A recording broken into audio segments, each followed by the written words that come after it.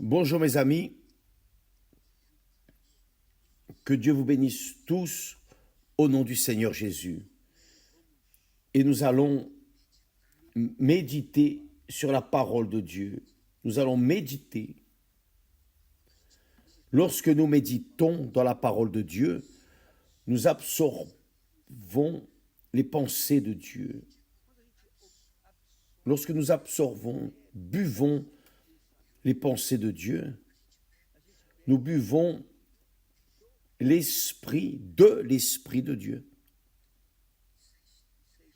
Cela est extrêmement important pour notre vie, spécialement dans l'application de notre vie quotidienne, constante, comme nous sommes dans le jeûne de Daniel, et que nous sommes focalisés sur ce que dit le Saint-Esprit, vient là une indication extraordinaire pour le jour d'aujourd'hui. C'est le pain quotidien. Jésus, très important, le Seigneur Jésus n'a pas dit de bêtises, jamais. Le Seigneur Jésus n'a jamais rien dit en excès ni moins de ce qu'il devrait. Il a toujours parlé dans la portion exacte que nous devons appliquer dans notre vie. Vous comprenez cela, mes amis? Tout ce que Jésus a dit, tout, 100%,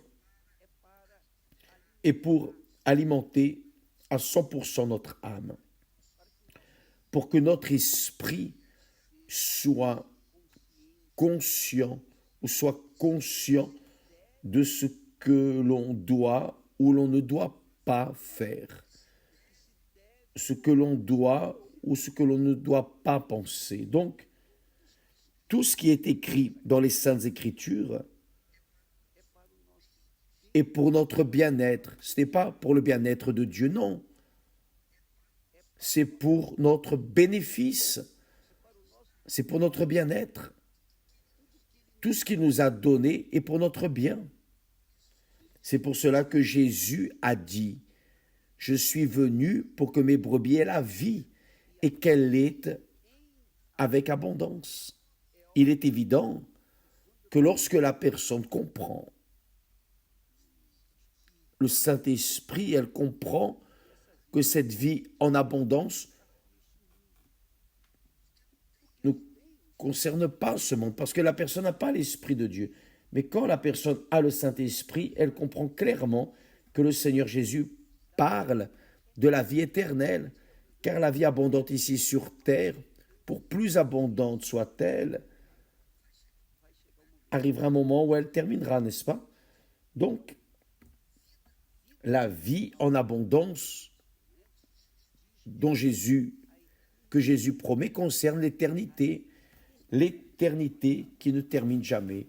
Donc nous allons à la pensée d'aujourd'hui, nous allons au pain quotidien. Jésus a dit à ses disciples, que votre parole soit oui, oui, non, non. Quelle merveille! Quelle chose glorieuse!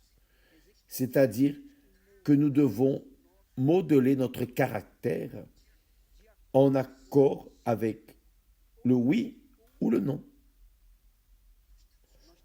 Nous avons le choix. Le choix est personnel, individuel.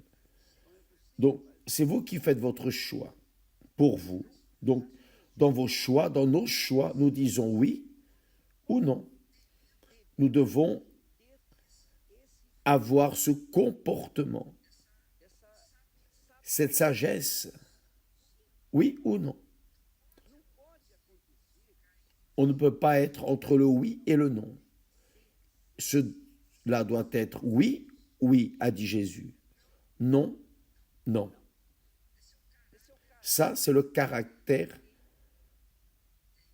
de celui qui a l'Esprit de Dieu. C'est une personne définie. C'est une personne qui sait ce qu'elle veut ou ce qu'elle ne veut pas. Parce que sa réponse sera toujours oui ou non.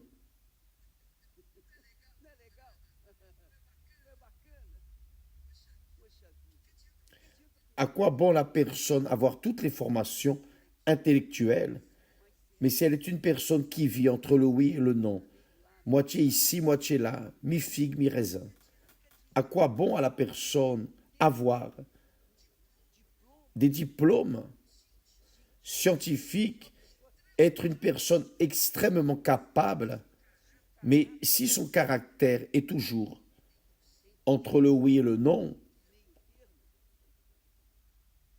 demi-terme, elle ne va pas avoir de succès, car Jésus a déjà dit, il a déjà montré, et il nous prouve que c'est oui, oui, non, non, ou vous croyez ou vous ne croyez pas, ou vous acceptez ou vous n'acceptez pas, ou vous allez de l'avant, vous arrêtez. Ce qu'on ne peut pas, ce qui n'est pas possible, c'est faire un pas en avant et avoir un pas en arrière, ce n'est pas possible. Il dit que votre parole soit oui, oui. Lorsque nous parlons, nous émettons nos pensées, nos idées, nos volontés, nos passions. Nous émettons ce qu'il y a en nous. Lorsque vous parlez, vous mettez en dehors ce qu'il y a à l'intérieur de vous. Donc, dans vos paroles, vous montrez qui vous êtes. Vous montrez, vous exposez votre âme. Donc, il dit que votre parole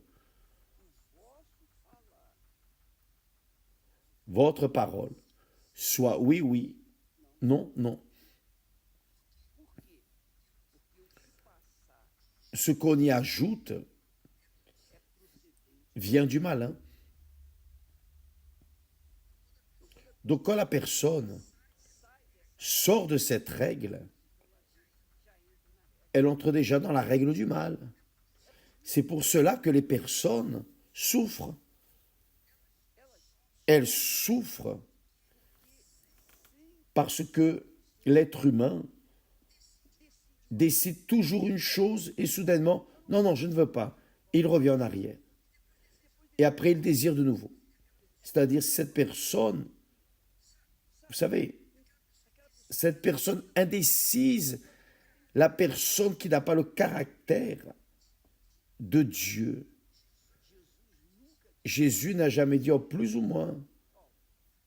Non. Il a toujours dit oui ou non. Ce qu'on y ajoute vient du malin. Qui est le malin? C'est le diable. Le diable profite l'indécision des personnes et souffle ses pensées de doute. Il alimente les doutes, car quand la personne reste entre le oui et le non, le plus ou moins, c'est parce que cette personne est dans le doute. Donc, sa vie, son essence est douteuse, car elle n'a pas d'assurance dans ce qu'elle veut ou ce qu'elle ne veut pas.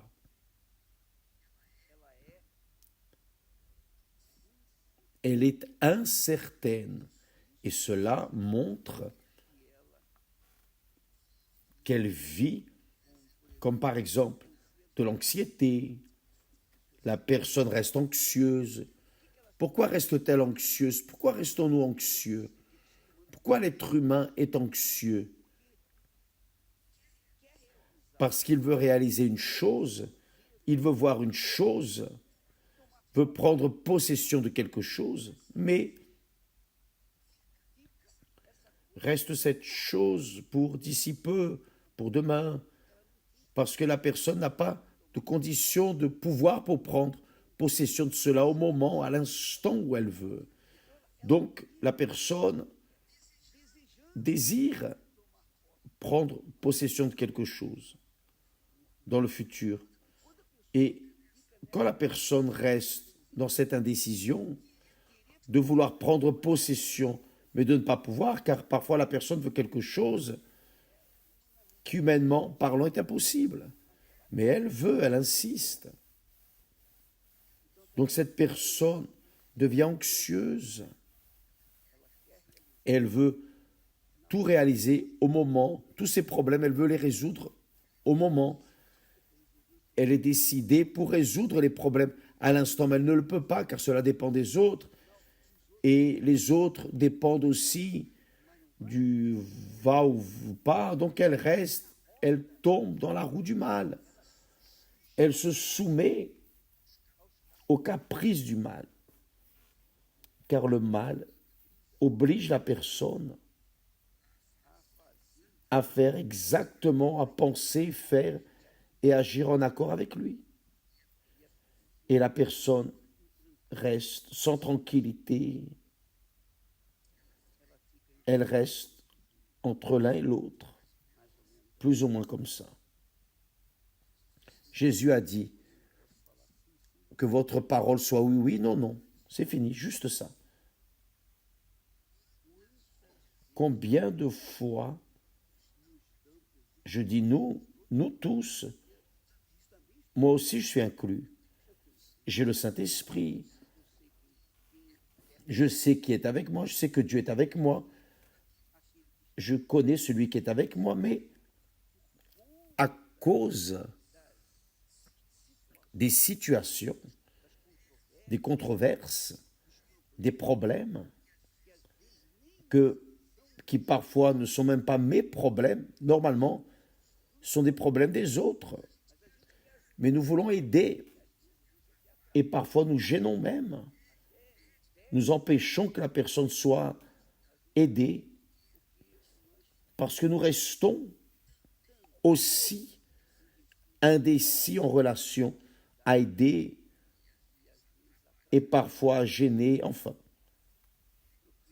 Je crois que vous comprenez ce que je veux dire.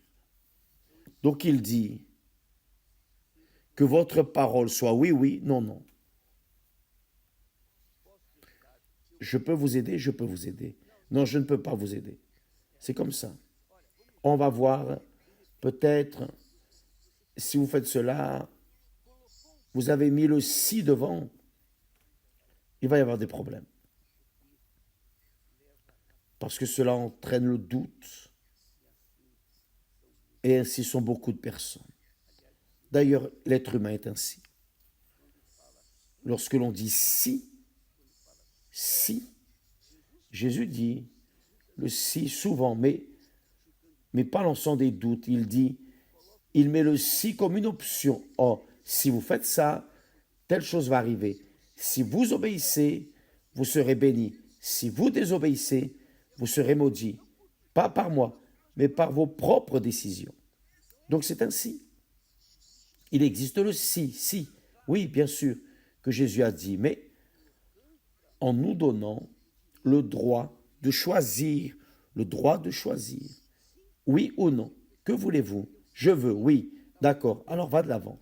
Non, alors ne va pas, reste où tu es. C'est-à-dire, quand la personne est ainsi, quand elle a ce profil, elle est une personne décidée. C'est cette personne qui prend possession de ce qu'elle veut, ou plutôt de ce qu'elle projette, car elle sait ce qu'elle veut. Elle n'est pas indécise, elle ne reste pas entre deux eaux, elle ne prend pas la décision juste comme ça. C'est ce qui arrive. Vous devez parler des profondeurs de votre âme. Oui, c'est fini. C'est ce que je veux. Non, c'est ce que je ne veux pas. Point.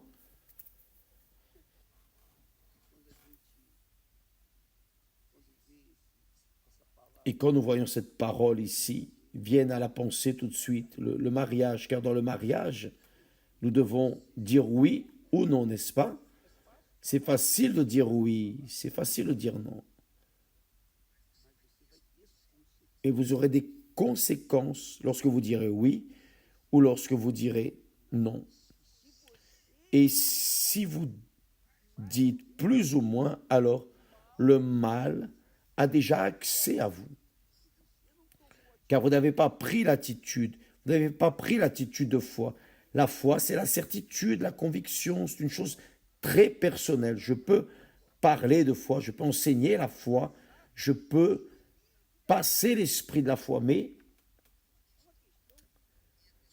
c'est une question à la personne d'accepter ou non, de recevoir ou non. Si la personne ne reçoit pas, alors que puis-je faire? Rien.